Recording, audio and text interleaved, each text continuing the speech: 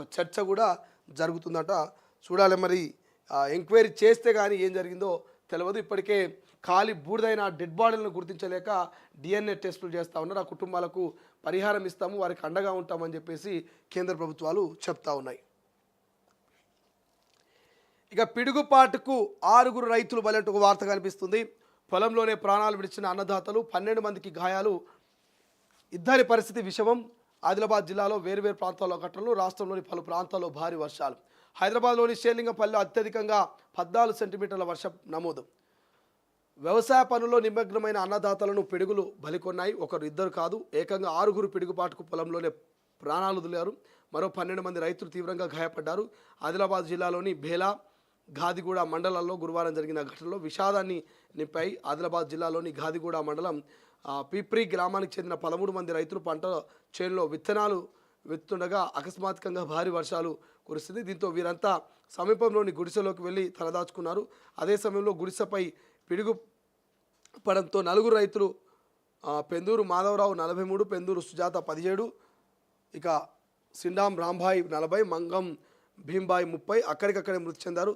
పెందూరు జంగు, పెందూరు శంకు, శ్రీరామ్ శంకర్, ఇరాక్రూమ్, ఈశ్వర్, మర్సకోల అంజలి, మాఘలింగు, మర్సకోల సోము, మంగళనంది నందిని, గోడెం శంభు 9 మంది తీవ్రంగా గాయపడ్డారు. వీరిని తోటి రైతులు చికిత్స నిమిత్తం ఆసుపత్రికి తరలించారు. అంటే ప్రమాదం నిజంగా నిన్న సంఘటన గురించి అయితే మనం డిస్కషన్ చేసుకుంటే, అక్కడనేమో గుజరాత్ అహ్మదాబాదులనేమో 290 మంది అనుకోని సంఘటన జరిగి ప్రమాదం జరిగి చనిపోతే, ఇక్కడ తెలంగాణకు సంబంధించి ప్రధానంగా ఆదిలాబాద్ జిల్లాలో వేరువేరు ప్రాంతాల్లో 6 రైతులు మరి పడుతున్నటువంటి వర్షంలో వాళ్ళు విత్తనాలు నాటుతూ ఉంటే సడన్గా వర్షం పడడం, ఆ వర్షంలో ఉరుములు మెరుపులు. సో వర్షం పడుతుంది కానీ వాళ్ళు పాపం పక్కనే ఉన్న గుడిసెలోకి వెళ్ళి తలదాచుకునే ప్రయత్నం చేస్తే మరి విధి వింత నాటకం ఎవరిని ఎట్లా కాటేస్తుందో చెప్పలేము.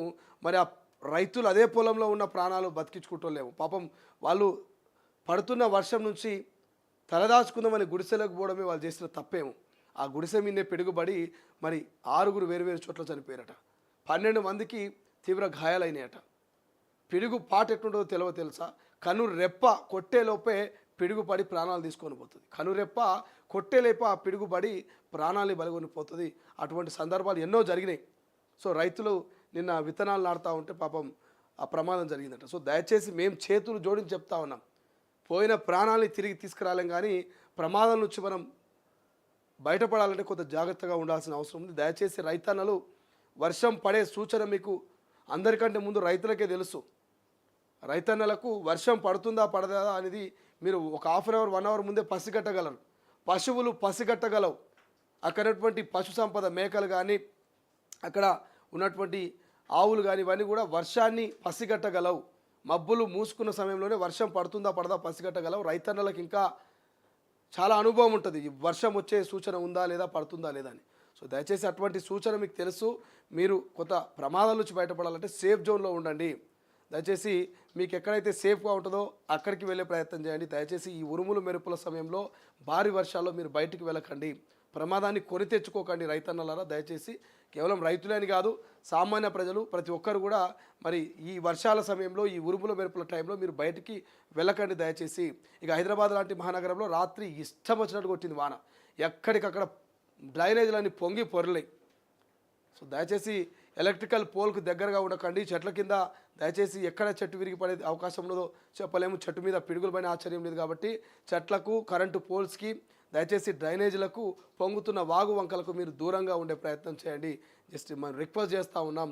ఎందుకంటే మరణాలు పెరిగిపోతూ ఉన్నాయి. ప్రకృతి వైపరీత్యాలకు ఎవరు అడ్డుగా పడలేము. ప్రకృతి ఎవరిని ఎప్పుడు ఎలా బలికొంటుందో తెలియదు కాబట్టి. సో మహిళల